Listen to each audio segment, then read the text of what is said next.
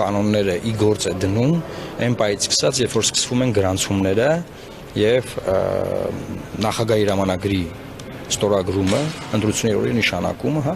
մինչև այդ ով ինչ ուզում անի, դա ազդեցություն չունի։ Այսինքն այդ խիստ կանոնները սկսում են գործել։ Մի մասը հիմա այս պայից սկսած, երբ որ հանրապետության նախագահի հրամանագիրը կա, մյուս մասը կսկսի գործել, երբ որ քարոզարշավը կսկսվի։ Այսինքն խախտումները արձանագրվում են, դրանք խմբավորվում են եւ որևէ քաղաքական միավորի դեմ որևէ բան կարող է արվել դրանով, այն պայից սկսած, երբ որ սկսվում է քարոզարշավը։ Իսկ անհավասարության տեսանկյունից բնականաբար հիմա իշխանությունը հնարավորություն ունի թոշակները բարձրացնում, չէ՞, ինքը բյուջեի հաշվին։ Չէ՞ վարկա վերցնում մեր ժողովրդի հաշվին թոշակ։ Հա, ինքը օգտվում է դրանից, միանշանակ օգտվում է։ Օրեր առաջ Վանաձորում մանկապարտեզները դարձան անվճար։ Տարիներով տասնյակ լոբինգ են կարել, որ սա անհավասարություն է։ Երևան քաղաքում մանկապարտեզները անվճար են, Գյումրիում, Վանաձորում, այլ համայնքներում վճարով։ Ինչ է սա նշանակում։ Սա ինչ ձև է։ Եվ ինչ եղավ։ Նոր, հենց նոր որոշեցին, որ անվճար են կանում։ Այսինքն մեր տարիների արած լոբինգը հիմա արվում է։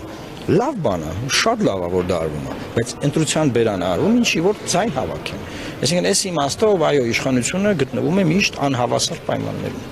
Բայց դրա դեմ ինչ կարող է անել։ Այսինքն դա բյուջեն իրանց ձեռքում է, ամեն ինչ իրանց ձեռքում է։ Եվ պարոն Մարուքյան երեք դատարանը որոշում կայացրեց Սամվել Կարապետյանի տնային կալանքը երկարաձգել եւս մեկ ամսով, արդյոք սպասելի կանխատեսելի է դատարանի այդ որոշումը։ Գիտեք,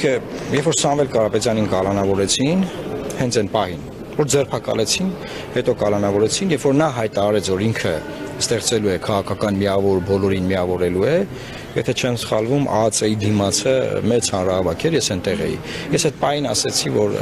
պարոն Կարապետյանին մինչև ընտրություններ ազատ չեն արձակելու։ Իմ կանխատեսումը, ճիշտ է, վատ բան եմ ասում, բայց դա կանխատեսումը քաղաքական, մինչև այսօր տեղի է ունեցել։ Ինչի համար, որովհետև իշխանությունը,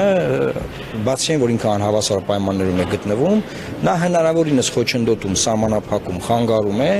իր դեմ ձևավորված ամենախոշոր խաղացողի գործունեությունը։ Բայց ես կարծում եմ դա էլ չի փրկելու այդ իրավիճակը, որովհետև տարբեր միջոցներով այդ խնդիրը կարող է կարգավորվել։ Ես եմ